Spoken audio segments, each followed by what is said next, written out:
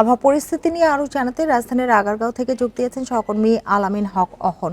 অহন, একটু জানতে চাই যে হিট অ্যালার্ট আর কতদিন থাকবে, কি বলছে আবহাওয়া অফিস, আর বৃষ্টির কোনো পূর্বাভাস দিয়েছে কিনা? বিকাশে কম খরচে ক্যাশ আউটের লিমিট বেড়ে 50,000, প্রিয় এজেন্টও 2টা।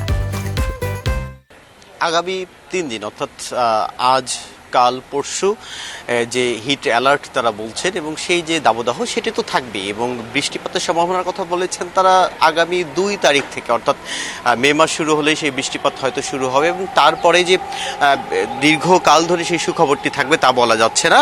অন্তত 7 তারিখের পর থেকে আবারও পুরো মাস জুড়ে এ ধরনের দাবদাহ আরও 3 থেকে 4টি আসবে এবং সেটির তাপমাত্রা এরকমই থাকবে এমনটি মনে করছেন আবহাওয়াবিদরা, এবং যে কারণে সুখবর নেই বলা চলে। এবং আপনি জেনে থাকবেন স্বাধীনতার পরে 1976 সালে ব্যাপক অঞ্চল জুড়ে যে দাবদাহ তৈরি হয়েছিল সেই একই দাবদাহ আবার তৈরি হয়েছে, অর্থাৎ স্বাধীনতার পরে এ ধরনের ব্যাপক অঞ্চল জুড়ে যে দাবদাহ সেটি দুবার দেখলো বাংলাদেশ এবং সেটি একটি এখন চলমান রয়েছে। এই চলমান দাবদাহ যেমনটি আমি বলছিলাম থাকবে তো অবশ্যই, এবং সেই যে 2 তারিখে বৃষ্টিপাত হবে সেটি যে রাজধানীতে ব্যাপক বৃষ্টিপাত হবে এমনটি বলা যাচ্ছে না। তারা বলছেন সেটি সিলেট অঞ্চলে বৃষ্টিপাত হবে এবং সেই সব সিলেট অঞ্চলের কৃষকদের, হাওড় অঞ্চলের কৃষকদেরও কিন্তু এক ধরনের বার্তা দেওয়া হয়েছে, তাদের যেন যেসব মৌসুমি যেসব কৃষি রয়েছে সেগুলো যদি পেকে থাকে তাহলে সেগুলো ঘরে তোলার জন্য আহ্বান করেছেন। এবং আপনি জেনে থাকবেন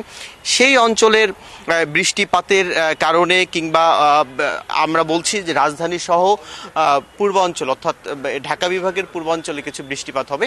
সেই বৃষ্টিপাতের কারণে আগামী 2 থেকে 7 তারিখ অর্থাৎ 5 দিন কিছুটা স্বস্তির আবহাওয়া বিরাজ করবে এবং তারপরে 7 তারিখের পর থেকে আবারও যে অস্বস্তির আবহাওয়া, যে গরম সেটি আবারও হানা দেবে এবং মানুষের মাঝে যে অস্বস্তি সেটি তো বিরাজ করবে এবং যে কারণেই বলা যাচ্ছে যে আপাতত আগামী মে মাস পর্যন্ত কোনো সুখবর নেই।